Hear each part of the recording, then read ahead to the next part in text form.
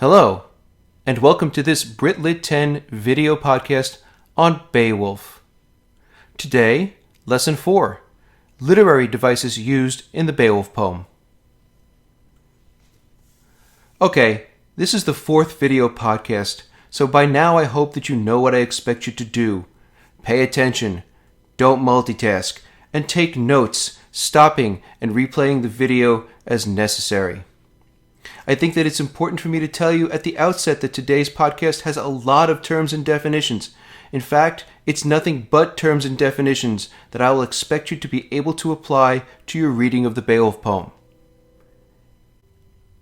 Here are the terms that we will cover in today's podcast: consonance, assonance, caesura, metonymy, synecdoche, kenning. Let's begin. Now, you may remember from earlier English classes that alliteration is the repetition of an initial sound in neighboring words of a poem. The example on the slide is from Wordsworth's Lucy Gray, and sings a solitary song that whistles in the wind. And if you look for the repetition of initial sounds in neighboring words here, what you find is a repetition of S sounds and W sounds. Sings, solitary, song. Whistles, wind. Consonance and assonance are types of alliteration.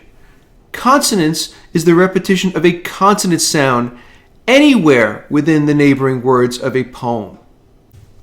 And assonance is the repetition of a vowel sound anywhere within the neighboring words of a poem. The difference between consonance and assonance and alliteration is that in alliteration, the repetition of the sound is at the beginning of the word. In consonance and in assonance, the repetition can occur anywhere within a given word.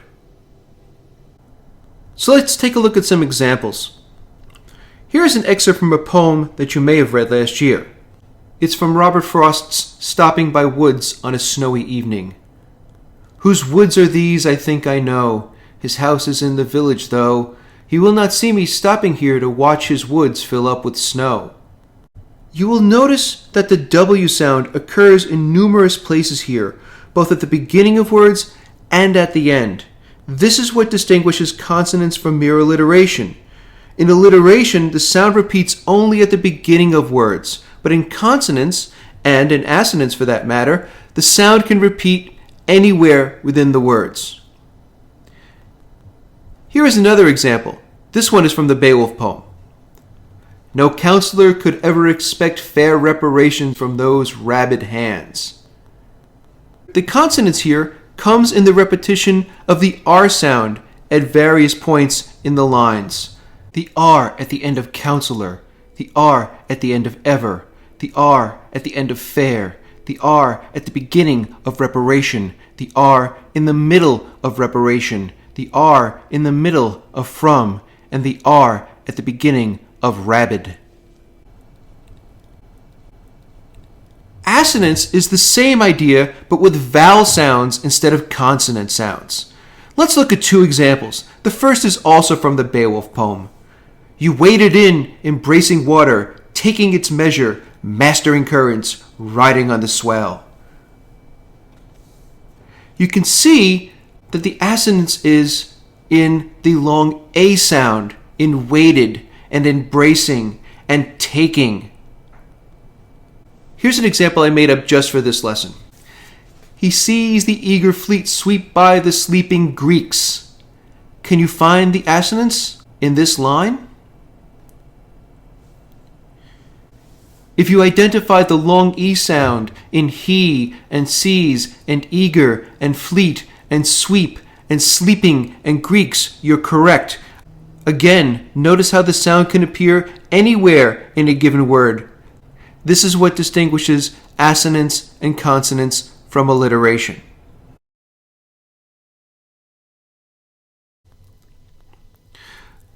Okay, let's move on.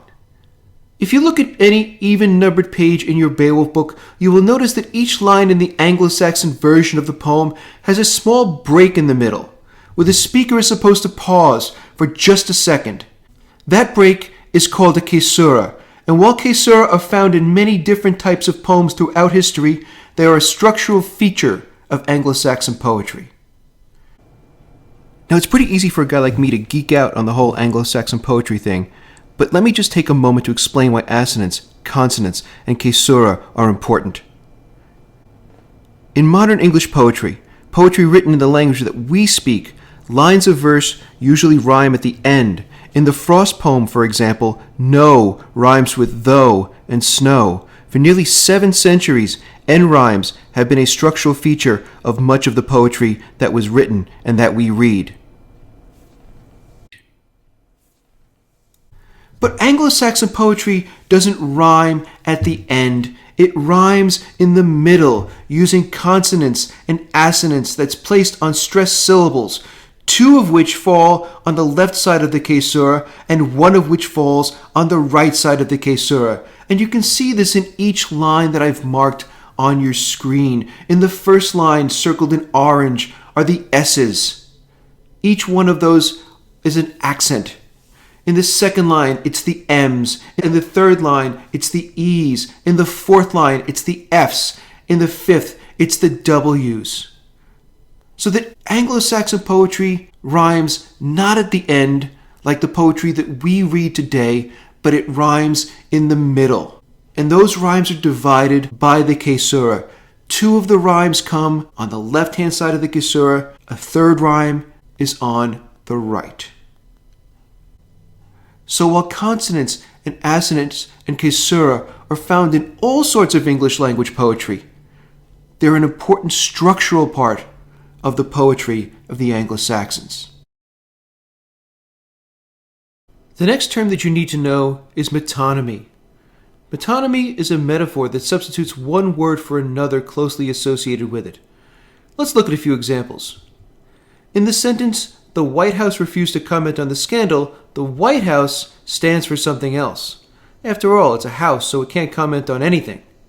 What it stands for, of course, is the president, the person who can comment and who is most closely associated with the White House. Let's look at another example. In the sentence, "The suits down on Wall Street were responsible for the financial crisis," suits is a metonym. After all, suits can't do much of anything on their own, and it's a metonym for the guys who wear the suits down on Wall Street, the investment bankers. Now it's your turn. In the sentence, "The knight swore allegiance to the crown," what does the crown stand for? If you said that the crown is a metonym for the king and the queen, people who are closely associated with crowns, you're right. This brings us to our next term, synecdoche.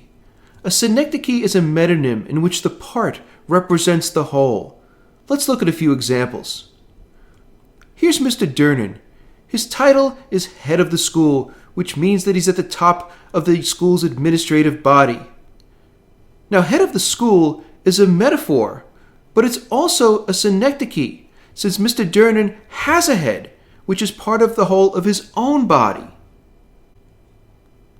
Similarly, we often refer to laborers as hands, farm hands, cow hands, factory hands, helping hands, and so on. Since people who work usually do so with their hands, which are parts of their whole bodies, the term hands is, in this case, a synecdoche. As you might guess, body parts are common synecdoches. If you commit a crime, you can be caught by the long arm of the law. Or if someone needs to proofread an essay, you can be a second set of eyes. Or if your friend needs to talk, you can be all ears. Or if your brother is doing something that you don't like, you can tell him that he's being well, never mind. You get the picture. The part that represents the whole.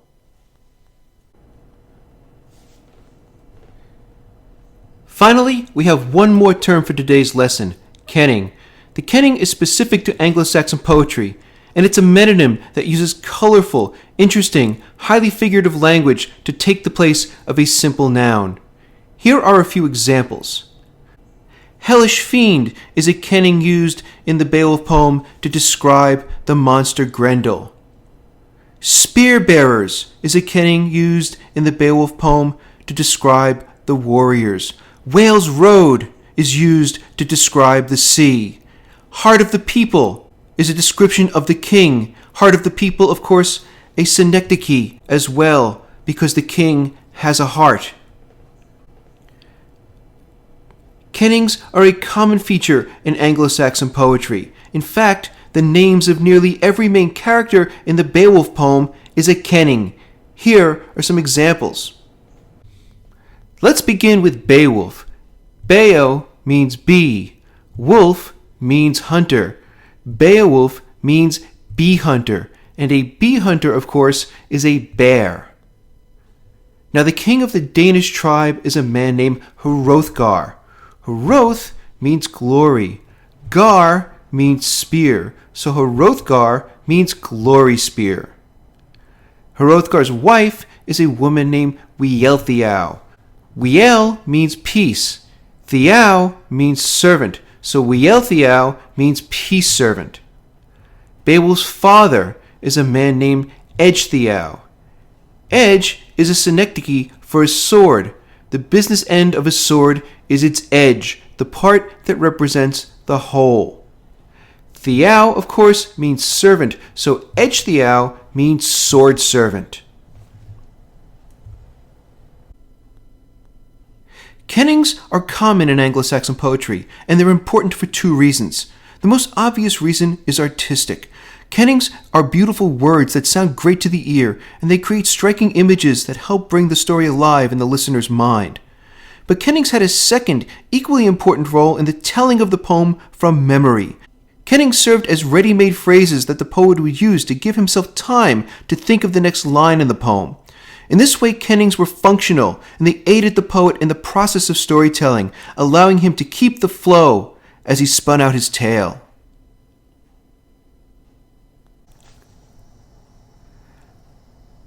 That concludes both this podcast and the podcast series for Beowulf. Armed with the information that these podcasts provide, we can read the poem in an informed and enlightened manner and talk about it in whatever ways that interest you. Take care until then.